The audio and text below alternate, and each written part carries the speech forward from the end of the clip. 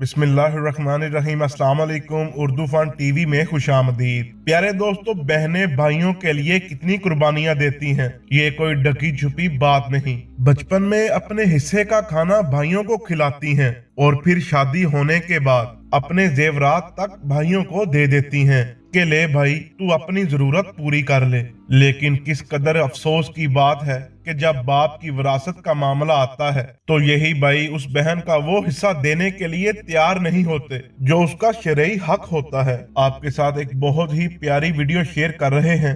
एक बहन स्कूल जाते हुए अपने भाई को बारिश से बचाने के लिए उसके सर पर किताब रखे हुए है। खुद तो बारिश में भीग रही है लेकिन भाई को बारिश से बचा रही है। ये वीडियो सब भाइयों के लिए एक सबक है। खुदारा अपनी प्यारी बहनों के साथ अच्छा सलूक कीजिए और जब बहनों की शादी हो जाए तो उनके घर उनसे मिलने जरूर जाया करें, क्योंकि बहनें अपने भाइयों का राह तकती रहती हैं। जब आप अपनी बहन से मिलने जाएं तो उसकी आंखों में देखें कि कितनी खुशी होती है। और हाँ, बहन की जरूरत का भी ख्याल रखा करें। हमारे नबी करीम सल्लल्लाहु अलैहि वसल्लम की कोई हकीकी बहन नहीं थी, लेकिन हजरत हलीमा सादिया रजी अल्लाह ताला अन्हा की बेटी हजरत शीमा रजी अल्लाह ताला अन्हा आपकी रजाई बहन थी। आप सल्लल्लाहु अलैहि वसल्लम को बचपन में खेलने ले जाया करती थी। जब कभी नबी करीम सल्लल्लाहु अलैहि वसल्लम को मिलने आया करती थी तो आप एहतरामन खड़े हो जाते